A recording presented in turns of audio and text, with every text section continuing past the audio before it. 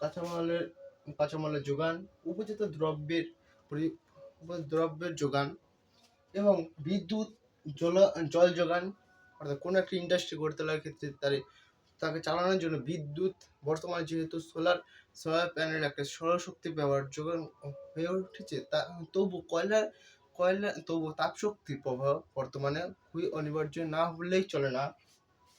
এছাড়া জলের যোগান যে সমস্ত অঞ্চলে জল অর্থাৎ নদীর প্রভাব বৃদ্ধি করা যায় এবং সেই নদীগুলো যখন নিত্যবহ নদীতে পরিণত থাকবে, তখন সেই সমস্ত অঞ্চলে বেশিরভাগ ইন্ডাস্ট্রিয়াল গড়ে ওঠে। এছাড়া রয়েছে তার বন্দর, অর্থাৎ কোনো শিল্পজাত দ্রব্য তো আর হাওয়াই জাহাজে করে বিদেশে পাচার করে বিদেশে পাঠানো বা আমদানি করা যাবে না। সেই ক্ষেত্রে সমুদ্রের বন্দরের মধ্যে জাহাজের মারফত সেটিকে বিদেশে পাঠাতে হয়। এই জন্য বন্দর একটি উল্লেখযোগ্য ভূমিকা পালন করে থাকে।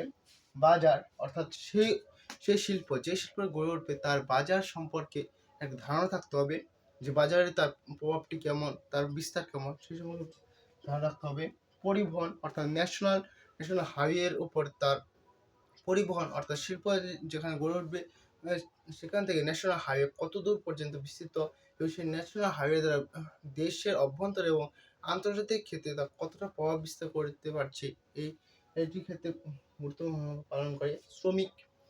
শ্রমিক কোনো শিল্প গড়ে তোলার ক্ষেত্রে শ্রমিক অপরিহার্য লাগবে, অর্থাৎ শ্রমিক ছাড়া কোনো শিল্প কাজগুলি কোনোভাবে করা যায় না। এছাড়া রয়েছে বিভিন্ন পুঁজিবাদী গোষ্ঠী, যেমন টাটা, বিড়লা, বিভিন্ন পুঁজিবাদী গোষ্ঠী রয়েছে। তারা তাদের পুঁজি সংলগ্নিত করলে তবেই ইন্ডাস্ট্রি গড়ে ওঠে। এই সমস্ত বহু কিছু সমন্বয়